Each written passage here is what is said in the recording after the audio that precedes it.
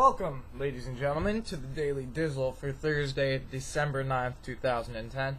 As always, I am your host, Tommy Dizzlemits. Today we got a lot of upcoming movie news to get to. Franchise news in the way of Lord of the Rings, the Alien movies, and Die Hard, what they might be doing in the way of next installments. We also have new stills from the latest Pirates of the Caribbean.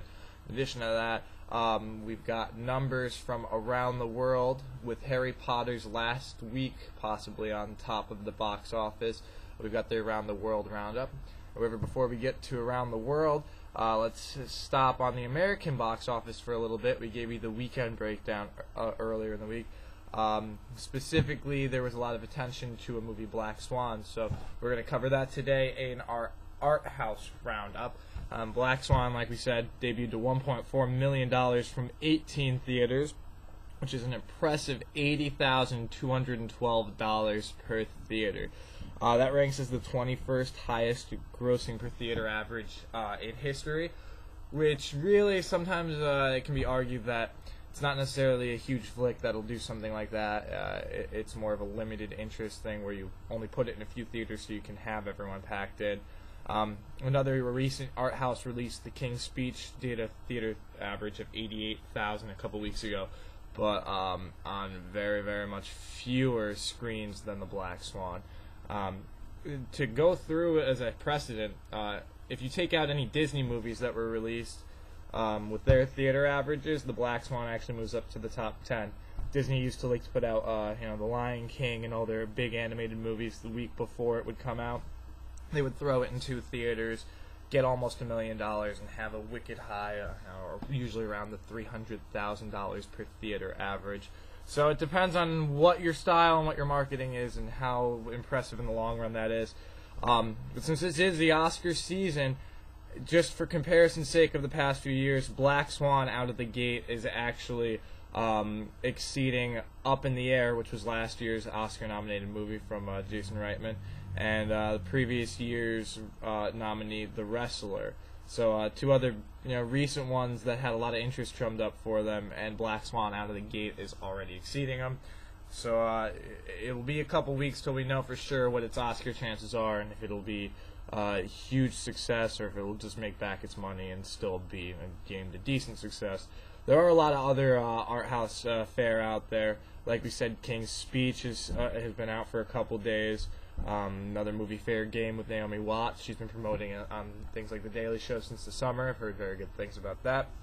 There's also Danny Boyle's latest movie that came out, 127 Hours, where James Franco portrays the real-life rock climber who was pinned between two boulders and had to make a very terrible decision of what he was going to have to do to himself to get out of there. Speaking of James Franco, we'll have more news on him later, but as you can see, there's a lot of stuff going on in the art house scene. It's still with the Oscars a little bit away. It's still a lot of movies trying to get their foot in the Oscar race.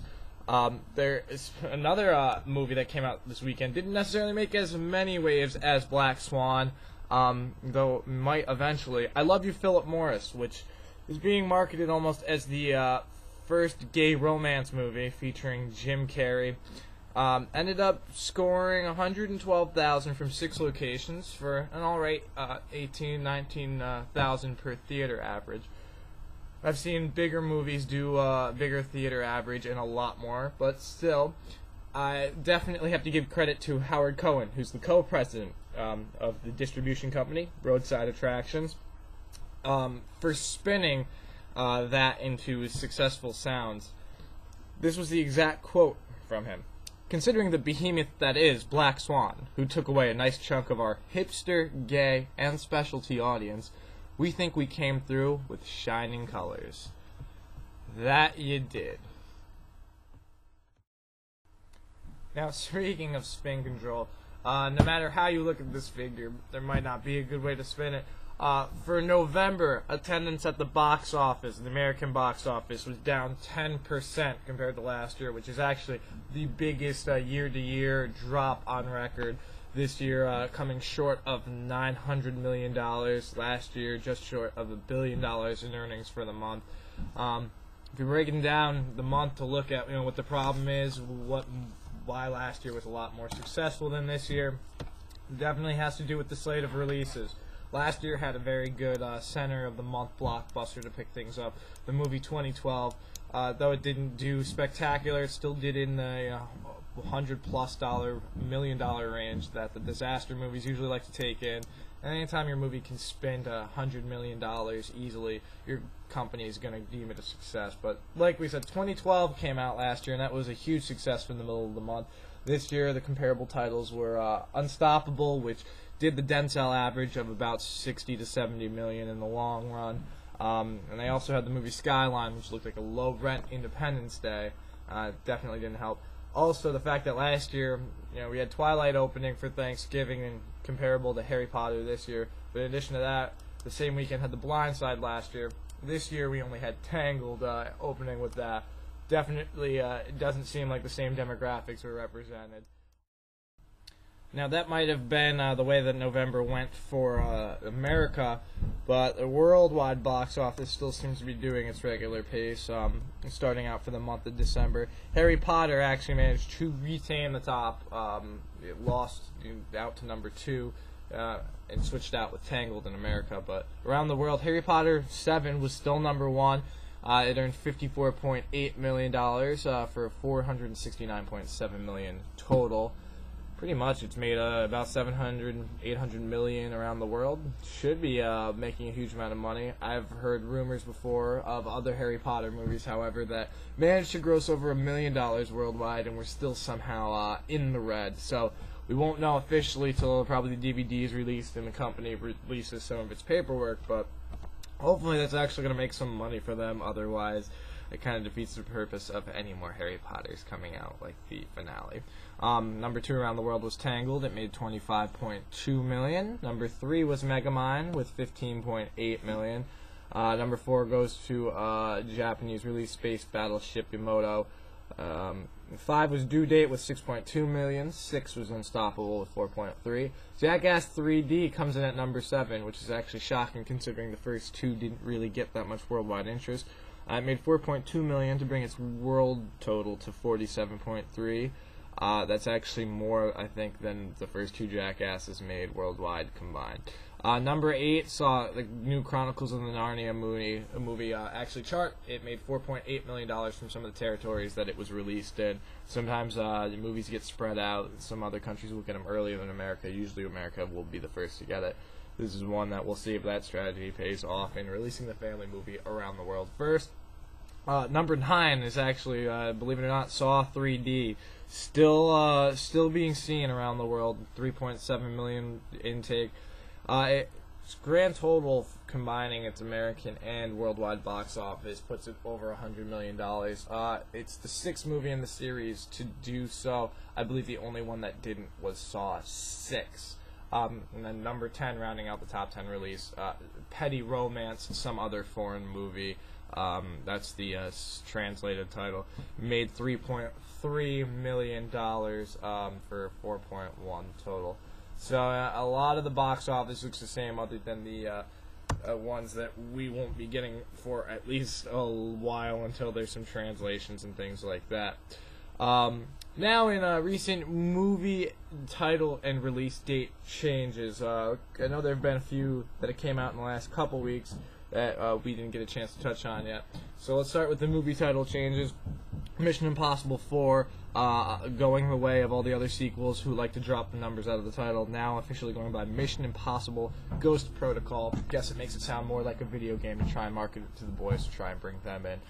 Alvin and the Chipmunks 3D has been retitled to Alvin and the Chipmunks Chipwreck, which I'm not going to lie, the title alone makes me want to see it a little bit more than I would have wanted to see Alvin and the Chipmunks 2. Kung Fu Panda, The Kaboom of Doom, is now officially Kung Fu Panda 2. I guess they assumed 2 is better than Kaboom of Doom. A lot easier for the kids to say.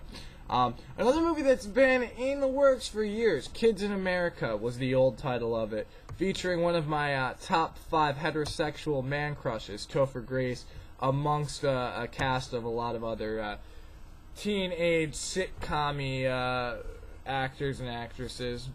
It was following a group of friends over one wild night in the 80s. Now it has actually changed its title to Take Me Home Tonight, which I was a little upset that they were debating doing anything like that for a while. However, it's definitely going to be fitting in with the theme of making a little bit of a retro movie.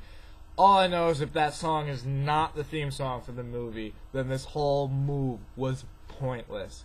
Another big title change, well, not really big, going from Conan 3D to Conan the Barbarian. Obviously, you can tell what film that is going to be. And that covers all the recent and current rumblings of the box office. Like we said, we got a stack of upcoming movie news that you won't even be able to rush out and see for a while. We've got a little bit of that to get to. But for now, we did mention that we were going to get to something regarding the Billboard Top 200 and the album charts and stuff. So right now, on location, we're going to go to Tommy Dizzlemits for coverage on that. Tom? Thank you, Tommy Dizzlemits. This is Tommy Dizzlemits. Now, we really did want to bring you some kind of Billboard Top 200 album chart coverage, but couldn't justify it after looking at the charts. I mean, you have Susan Boyle, who's at #1 again, riding the Christmas time Josh Groban effect, as I call it, of if you release a Christmas album, you could release it in September. You might be able to ride it as a #1 album for 4 months because of the holiday season. Besides that, it was the Black Eyed Peas making a #6 debut instead of an anticipated #1 debut. Why? Maybe because the world finally is starting to realize that they suck. Maybe not, okay, I'll rephrase that. They don't suck. Fergie sucks. Why the hell is Tad Hamilton dating her? Married to her. Whatever it is. Oh wait, I forgot. He cheated on her too, right? Wasn't that a huge deal? Oh, that makes a little bit more sense. Fuck the Black Eyed Peas, yo. And another reason why I refuse to cover anything Billboard related this week. The Social 50 chart. I'm going to read the exact description from the second paragraph of talking about why the Black Eyed Peas are #1 this week. Launched last week, the Social 50 ranks the most active artists on the world's leading social networking sites. MySpace, YouTube, Facebook, Twitter, and iLike, using a formula that blends weekly editions of friends, fans, followers, along with weekly artist page views and weekly song plays. The final ranking also includes a unique metric measuring the ratio of page views to fans. This is like when MTV TRL went from being like, hey, call in and that's how we do the votes, to, well, instead of the call-in votes, we're going to do it based off of album sales and radio play and blah, blah, blah, blah, blah. Don't need to collect everything into one thing, especially when it's social networking shit. I could be on there and put a link up to child porn and probably find my way into the top 10 of the Social 50. Want to know why? Because doesn't mean it's good, but there are a lot of people out there who probably still like that kind of shit. My point is exactly. Thank you, Tommy Dizzlemits, for that excellent reporting. Unfortunately, we are down to our last minute of the show right now, so we're not going to be able to get to everything that we had wanted to. So we'll have to push that to tomorrow. So tomorrow we'll have coverage of new photos from Pirates of the Caribbean, Spider-Man, X-Men First Class. We'll also have the latest franchise news for Lord of the Rings, Aliens, Die Hard. We'll have some James Franco and Russell Brand news because they're some funny guys. We'll also have coverage of the new Transformers Dark of the Moon trailer. If you haven't seen that yet, give it a shot. It's for the new movie coming out. It looks good. We'll have some coverage on it tomorrow. You can join us for a discussion. Tomorrow we will also have the preview of the weekend box office with the new Chronicles of Narnia movie coming out. Now, yesterday we didn't get to do a Dizzle Recommends for Thursday the 9th, so might as well do it for tonight while we've got the chance. There's a lot of good movies on. Meet the Parents, Indiana Jones and the Kingdom of the Crystal Skull. However, our pick is AMC, 8 p.m. Eastern. Bill Murray's Christmas classic, Scrooged. If you haven't seen it, definitely check it out. In the meantime, though, check out our YouTube channel, youtube.com/Dizzlemits. Check out previous versions, the previous day's versions of the Daily Dizzle, which we've done for this week, and check out some of the other videos we've done. In the meantime, hang around. We will see you tomorrow for the Friday, December 10th edition of the Daily Dizzle. This is Tommy Dizzlemits. Peace out.